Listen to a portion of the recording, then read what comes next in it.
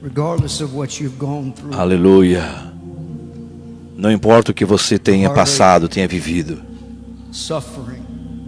o maior sofrimento que você possa ter vivido.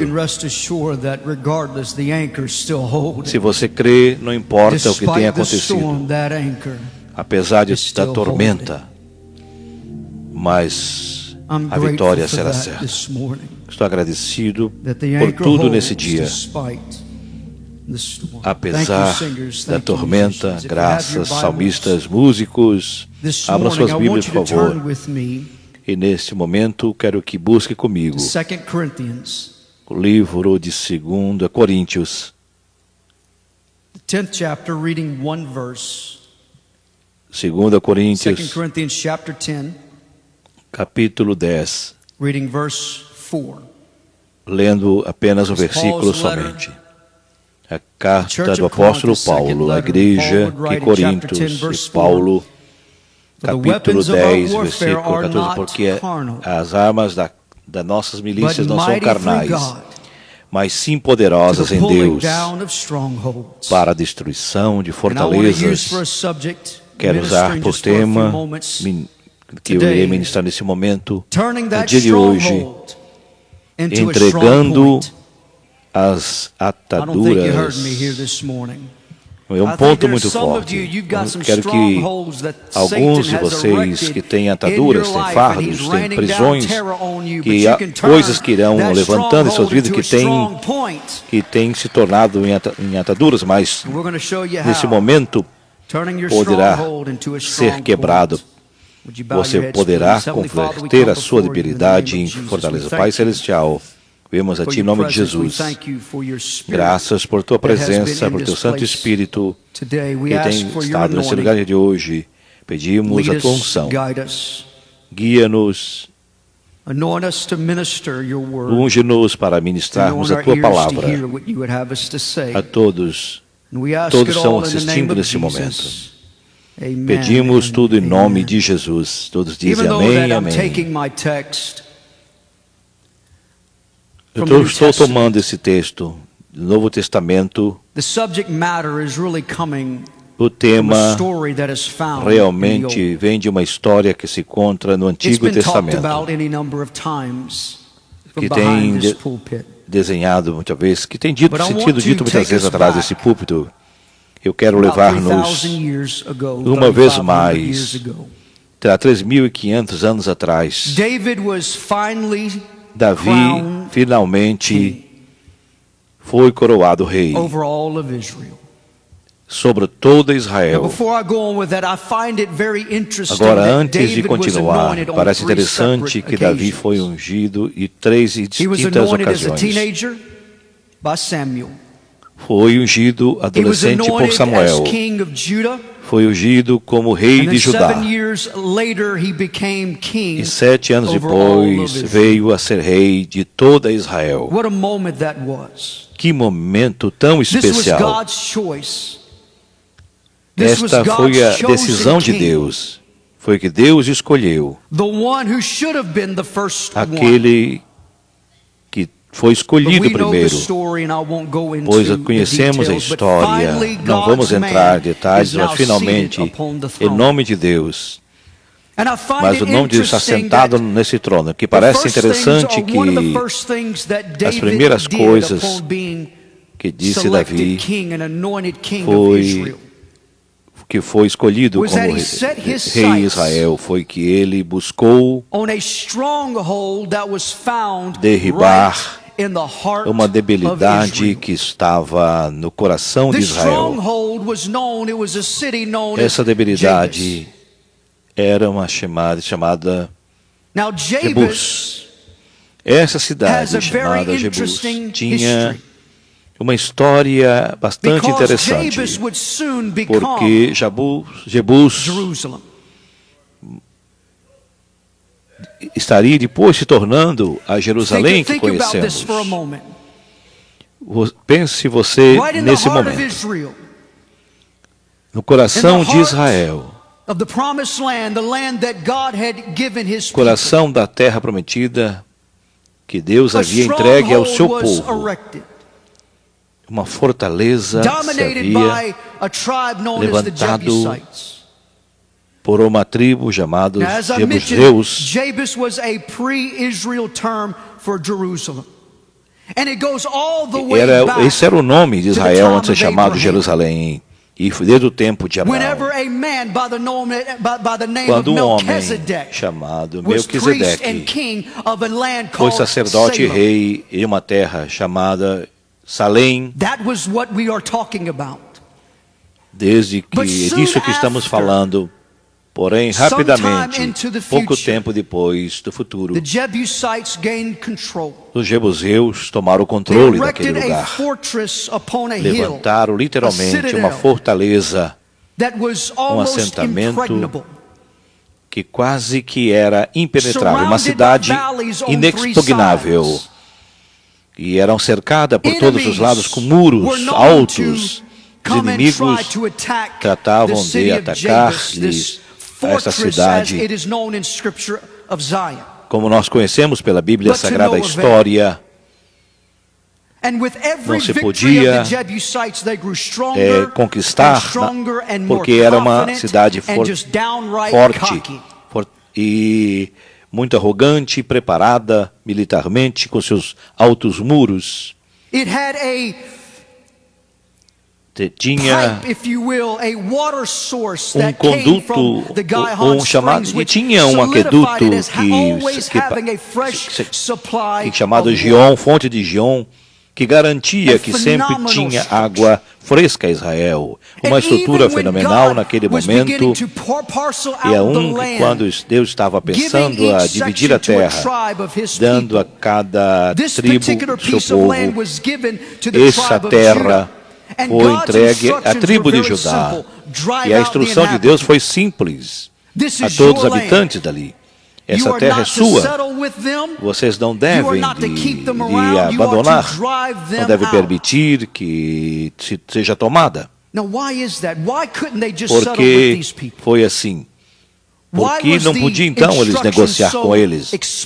Porque Deus dá uma instrução como esta e coloca a situação para que eles tomassem aquela terra, mesmo estando com os jebuseus. Porque os jebuseus eram inimigos de Deus. Era um povo que, se fosse tentar negociar, poderia se corromper com aquele povo. E eles podiam fazer um acordo de paz, e viria harmonia, e poderiam criar uma situação perigosa, como aconteceu em situações semelhantes. Haveria mistura de raça, tribos, casamentos entre aqueles povos, ou aquele povo com o povo de Israel. Sendo um povo altamente ateu, que sacrificava até seus próprios filhos. Deus não gostaria, não quis que eles negociassem, se aproximassem dos jebuseus. E cada vez eles se fortaleceram, os jebuseus mais arrogantes, debochavam do povo de Deus. Isso é uma perfeita imagem do que Satanás queria fazer em sua vida. Ele quer levantar uma debilidade, uma atadura em sua vida. Pense nisso nesse momento. Se tivéssemos a oportunidade de tirar a cortina, desbravar e abrir de todo o povo de Deus, e nós poderíamos ver espiritualmente, falando em suas vidas, cremos que todos nós seríamos surpreendidos do que nós encontraríamos. As ataduras, as crises, as amarras que Satanás colocou naquele povo, na vida também de tantas pessoas, ataduras e prisões que foram colocadas no passado e colocam hoje na vida das pessoas. E há milhões de pessoas na mesma situação, milhões de vícios, milhões de pecados.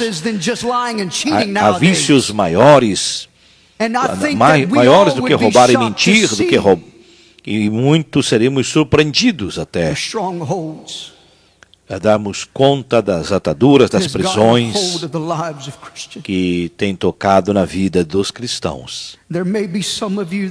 Também sejam alguns que estão aqui nesse lugar presos às ataduras, estão ouvindo pelo Facebook, pela internet. Não importa no que pode fazer, essas ataduras jamais diminuem, mas sim se fortalecem cada vez mais.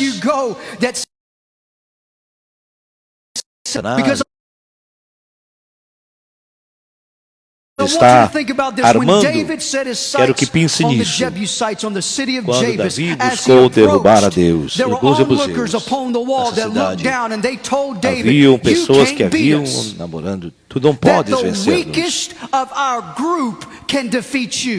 porque os mais débeis desse grupo poderá vencê-lo. Você tem ouvido isso em algum momento? Você tem ouvido a voz adversária dizendo isso para você? Você tem ouvido a voz adversária quando coloca essa atadura? Mas você precisa entender que toda debilidade você pode ser vencida no nome de Jesus. Essa atadura não irá permanecer em sua vida. Eu quero dizer-lhe algo. Isso é algo horrível que pode, se você não sabe qual a resposta e como tirar essa atadura. Toda essa atadura tirar da sua vida. Vale a pena você lutar. E como irá acontecer dessa maneira? Como você irá continuar vivendo com essas ataduras? Esse caminhar cristão, tal como é, sabendo que essa atadura há uma atadura em sua vida que atrapalha a sua vida. E você pode imaginar que o mais frágil do adversário pode estar tentando dominar a sua vida. Se você está tratando com as suas próprias forças e habilidades. E isso é como vive a maioria dos cristãos hoje.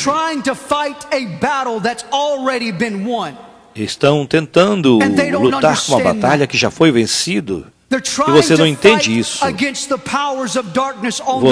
Você tratar e lutar contra os poderes das trevas quando você não tem armamento disponível em suas próprias forças. E eu lembro bem.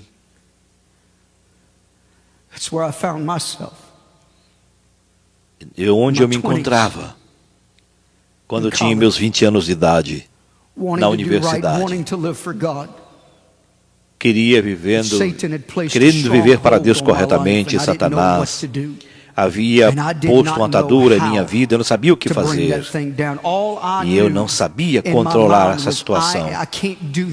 Tudo sabia que eu tinha que buscar meios para me libertar. E quantos de vocês devem ter dito, eu não tenho mais força, não sei o que fazer. Ou você se rende, ou você cria uma resignação para lutar contra isso. É isso que Satanás quer de você, que você se renda. Se dê por vencido, que você se renda, que você levante suas mãos e diga, me rendo, eu não posso vencer nessa vida que eu estou vivendo, eu não tenho como vencer os meus pecados e as minhas fraquezas. Desafortunadamente, muitos cristãos têm sido vencidos.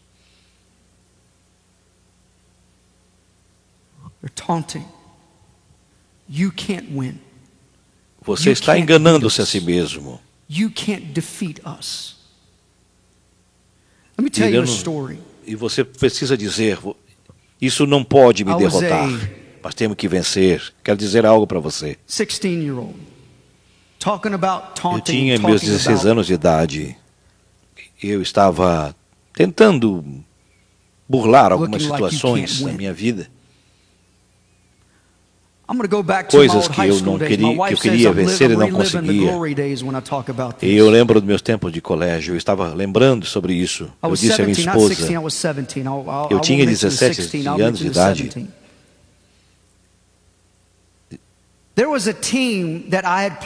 Havia uma equipe que eu havia trabalhado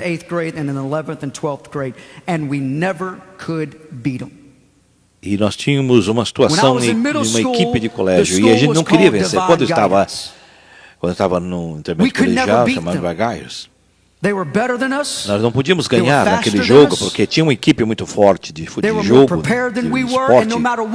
Eles estavam mais preparados, não importava o que tratamos de fazer. Nós nunca ganhamos deles. Nós ganhávamos uma ou outra vez, mas normalmente eles ganhavam. Em cada jogo, quando chegava, depois de um jogo, depois da derrota, nós sentíamos molestados, ficávamos rindo até da nossa derrota. Chegamos ao último ano secundário e começamos a jogar. Fomos jogar com eles como revanche, estávamos ali, primeiro jogo. Nos ganharam, não foi algo agradável. No segundo jogo, também nos ganharam, e não foi nada agradável. Porém, finalmente, quando terminamos, na segunda vez que nos encontramos, na final da série de campeonato do estado, estávamos jogando aqui nessa cidade, nós tínhamos ganhado uma vez. Achamos um partido fácil, porque chegamos ali no ginásio, até com...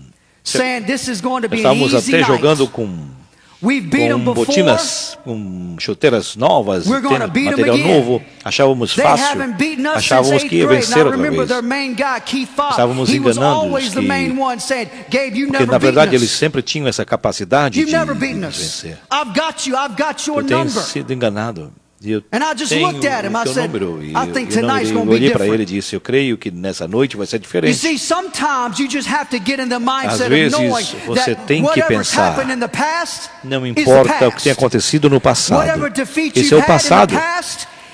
Do que você tenha recebido derrota no passado, isso é coisa do passado. Agora é uma vida nova. Ó igreja, vamos. A sua vida hoje é nova. Você é uma nova criatura em Cristo Jesus. É importante que você levante uma vez mais e siga avançando. Não importa se você é derrotado à noite ou não. Se você tenha falhado. Interessante é que você tenha sido vencido, mas tem consciência que podes reerguer-se e vencer novamente. Sabe que nessa primeira jogada tomaram a bola e tentaram nos intimidar. E eu sempre pensava que uma outra vez, e podemos fazer menos mal, e muitos jogadores ficaram todos loucos, não sabiam o que fazer, não sabiam o que teria na mente. Eu disse, esse é um dia nervoso para todos nós. Esse é um momento novo em nossas vidas. Esse novo jogo será uma nova decisão. Todas as derrotas que tivemos no passado serão superadas aqui. Nós vamos vencer.